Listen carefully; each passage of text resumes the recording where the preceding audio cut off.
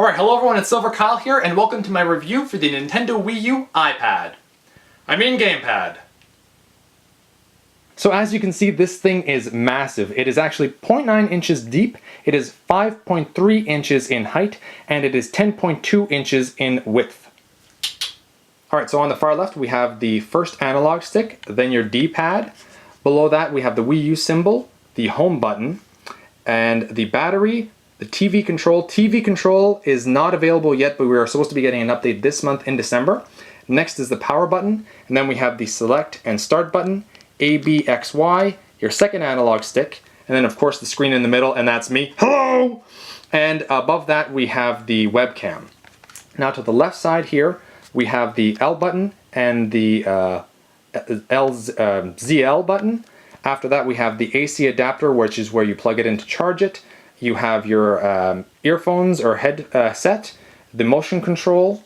Over here we have on the right side the volume control, and the stylus, which is I was quite excited to see when I first saw that, because I did not know it until I unboxed it, and the R button and the ZR button. Next up is my favorite part, and that's the feel of the gamepad. Ooh la la. So how does this thing feel when it's in your hands? Well, to be honest, it's actually not awkward at all. I was worried because of the sheer size of this thing. Look at it, it's freaking massive. It is the size of my face. It is the length of my face. And I'm 6'2". My face isn't 6'2", but it's gotta be up there. So because the gamepad is so big, you actually don't have room to have handles on it, like you would on a PlayStation 3 or Xbox 360 controller. There's no room for these handles. However, to make it more comfortable, there are grooves in the back that just make it much easier to place your hands behind and very comfortable. That's one of the reasons why it is such a comfortable controller. Another thing is that it is actually very light. I'm surprised at how light it is. It's the perfect weight that you would want something this big. Another thing is that, as you can see, the analog sticks right here are very far apart from each other. Like on the PlayStation 3, they are right beside each other, and you can actually place a PlayStation 3 controller in between the two analog sticks. That's how far apart they are from each other.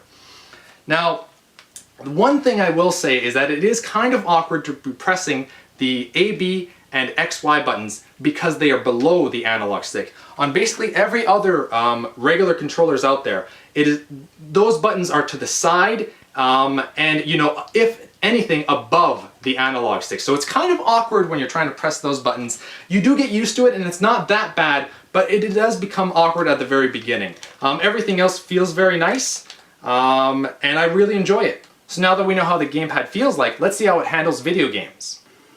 Alright, so as you can see, I am playing New Super Mario Bros. U, and you are currently looking at my HD TV, and I am playing this with the gamepad. It works perfectly fine, and you can actually see yourself playing it on the gamepad as well, which is a really neat option. I'm about to die, but that's okay. It is identical, it is perfectly synced up. The only thing is that obviously it does look better on the HD TV, but considering, and I just died, but considering it does look pretty nice on the gamepad itself. Alright, and this is Call of Duty Black Ops 2. I am currently playing with the gamepad. This is the TV that you're watching at the moment, and this is what it looks like on the gamepad. It's actually not too bad. It is comparable, you know?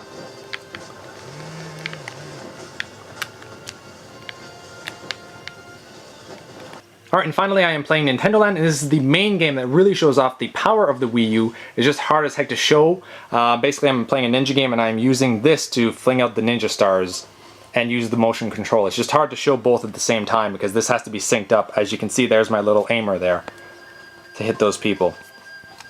Alright, and this is the F-Zero game, which you use the gamepad to steer your racer, which is really fun and addictive and very hard to do as well.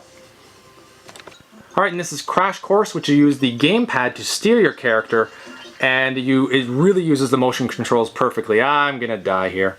Hey, I'm on TV with the webcam! Beardage! Did I lose? Alright, and here is the Zelda game, which you really have to use the gamepad to aim with your arrows.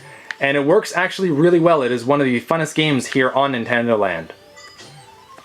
So are there any negatives with the gamepad? Yes, there is. Like I said earlier, it is kind of awkward to hit the A, B, and XY buttons, although I can deal with that. The biggest problem that I have is that the battery life is only about 3 hours long. You can plug it in, however, it is kind of awkward where they placed it. It's to the side, it's not in the middle, and it just kind of dangles there. When you're playing an intense game, it's not the greatest.